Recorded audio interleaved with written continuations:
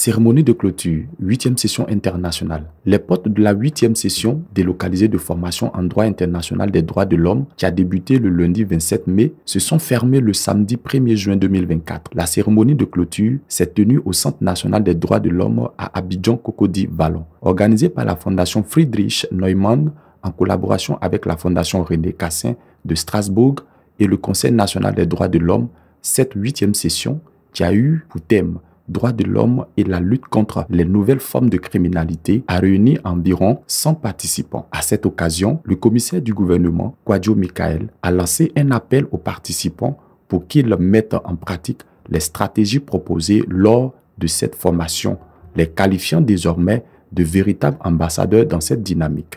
Je voudrais ici, avant toute chose, déjà remercier M. le ministre d'État, ministre de la Défense, d'avoir bien voulu autoriser l'institution de ce partenariat et également financer la formation des forces de défense et de sécurité à cette session particulière.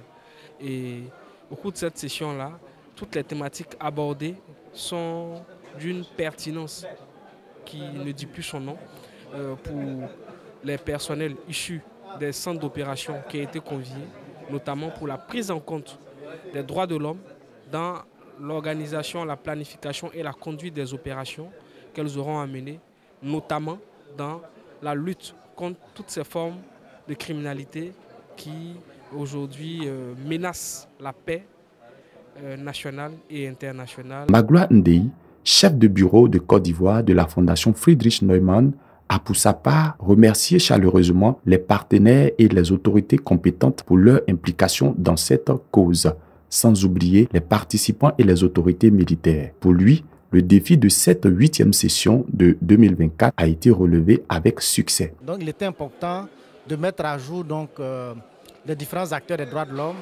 Donc il faut prendre en compte tout le système judiciaire, les magistrats, les avocats, les notaires et tous les défenseurs des droits de l'homme, les ONG qui sont engagés vraiment dans cette lutte. Donc il s'essaie de mettre à jour leurs connaissances, leurs capacités pour que la lutte soit plus intensive. Donc ça a été un plaisir de recevoir ici une douzaine de pays africains pour venir renforcer leurs capacités en Côte d'Ivoire. Et le taux de participation nous réjouit. Nous sommes à plus de 80% de taux d'admission qui montre que ces coûts ont été véritablement assimilés et nous partons satisfaits.